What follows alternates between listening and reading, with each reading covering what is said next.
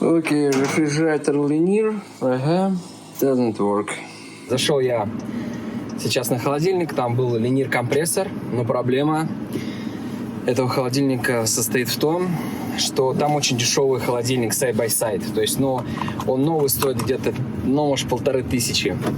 Вот, а ремонт стоит больше половины. Вот, соответственно, вообще невыгодно чинить.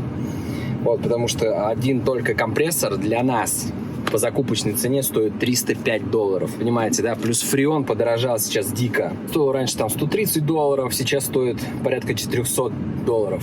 Фреон R134. Клиент просто, когда услышал о том, что компрессор стоит $305, он такой, не-не-не, все, я сдаюсь.